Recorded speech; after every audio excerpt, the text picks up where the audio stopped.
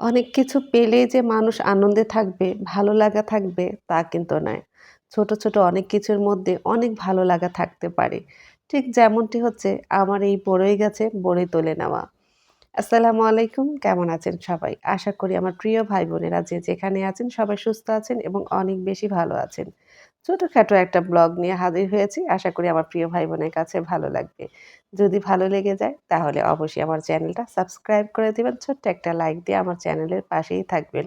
আর আপনার প্রিয়জনের সাথে কিন্তু আমার ভিডিওটা শেয়ারও করে দিতে পারেন। তো এই তো আমি আমার বড়ি গাছটা দেখিয়ে দিচ্ছি। এর আগেও কিন্তু আমি বড়ি গাছটা শেয়ার করেছিলাম। তখন বড়িগুলো আসলে ওইভাবে পাকেনি। এখন কিন্তু বড়িগুলা খুব সুন্দর কালার চলে এসেছে। এর থেকে আর বেশিদিন রাখলে বড়ি আর খাওয়াই যাবে না। কারণ রোজই বানর চলে আসে। আর আমার গাছটার অবস্থা কি করেছে, গাছটা কিন্তু একদম মানে ফেলে দিয়েছে আমার ছাদের উপরে। তো কতটা ফেলে দিয়েছে বোঝাই যায়। কারণ আমার মা কিন্তু বসে, বসেই বড়িগুলো তুলে নিচ্ছে। এই দেখেন কত সুন্দর কালার। আর খেতে যে কি মজার। যে খেয়েছে সেই কিন্তু জানে যে এই বড়ির স্বাদটা কতখানি। আমি এক হাত দিয়ে ভিডিও করছি, অন্য হাতে হাত ভর্তি বড়িগুলো আমি তুলে নিচ্ছি। তো আমি শুধু একাই না, আমার মা, আমার মেয়ে আমরা ৩ জনেই মিলেই কিন্তু বড়িগুলো তুলে নিচ্ছি। আর তার আগে কিন্তু লাইসার বাবাও কিন্তু ঝুড়ি ভর্তি বড়ি তুলে নিয়ে গেছে। আসলে এই বড়ি শুধু আমি একা খাবো না, আত্মীয়স্বজন যারা আছে, বন্ধু-বান্ধবী সবাইকে দিয়েই কিন্তু খাবো। এই দেখেন আমার মা কিন্তু ছোট একটা মড়ার উপরে বসে, বসেই কিন্তু বড়িগুলো তুলে নিচ্ছে। তো বুঝতেই পারছেন বড়ি গাছের অবস্থা। বানর একদম গাছটাকে ঝুঁকি দিয়ে গেছে ছাদের উপরে।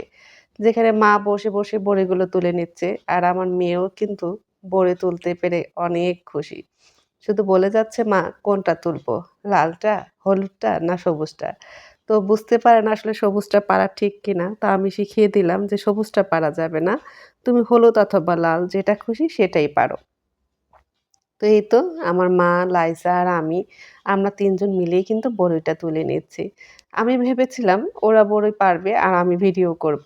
তো আমি এই বড়ি পাড়ার থেকে লোভটা সামলিয়ে রাখতে পারলাম না। আমি নিজেও কিন্তু অনেকগুলো বড়ি তুলে নিলাম। আর ক্যামেরায় বোঝা যাচ্ছে কিনা আমি জানি না। বড়ির সাইজটা কিন্তু অনেক বড়, বড় হয়েছে। কিছু, কিছু বড়ি কিন্তু বেশ অনেক বেশি বড় হয়েছে, যা ক্যামেরায় আসলে বোঝা যায় না। তো আমি তো দেখছি আসলে অনেক বড় হয়েছে। আর খেতে যে কি মজার এই বড়িগুলো। তো এই দেখেন লাইসা কিন্তু খুব আনন্দের সহিত কিন্তু বড়িগুলো তুলে নিচ্ছে। আর লাইসার বাবা তো আমাকে অর্ডারই দিয়েছে যে এই বড়ি দিয়ে কিন্তু আমার জন্য আচার তৈরি করে দিতে হবে। আমাকে কিন্তু প্রত্যেকটা বছরই কিন্তু বড়ির আচার তৈরি করতে হয় লাইসার বাবার জন্য। সে বড়ির আচারটা খেতে খুব বেশি পছন্দ করে। আর আমরা যেহেতু প্রায়, প্রায় খিচুড়ি খাই, তো খিচুড়ির সাথে কিন্তু আচারটা অনেক বেশি ভালো লাগে। আর বড়ির আচারটা কিন্তু এমনিতেই খাওয়া যায়, শুধু, শুধুই খাওয়া যায়। সেটা কোনো খিচুড়ির প্রয়োজন হয় না। নরমালি কিন্তু আচারটা খাওয়া যায়। তো যাই হোক সে যখন বলেছে তাকে তো আচার তৈরি করে দিতেই হবে। কিন্তু যে শান্তিটা আমি পাচ্ছি আসলে জানি না যে এই শান্তিটা আসলে কয়জনে পাচ্ছে। তো এই দেখেন মুহূর্তের মধ্যেই কিন্তু এক ঝুড়ি বড়ি আমাদের পাড়া হয়ে গেছে। আর কালারগুলো দেখেছেন কত সুন্দর হয়েছে। আমি তো দেখেই মুগ্ধ হয়ে যাচ্ছি। মাশাআল্লাহ, আল্লাহর কাছে লাখ, লাখ শুকরিয়া। আল্লাহ আমাকে এত ভালো কিছু দিয়েছে। সত্যি কথা দেখে যেন চোখ দুটো আমার জুড়িয়ে যাচ্ছে। আমার মাও কিন্তু বেশ অনেক খুশি হয়েছে এই বড়িগুলো দেখে। তো আজ এই পর্যন্তই। সবাই ভালো থাকবেন। আল্লাহ হাফেজ।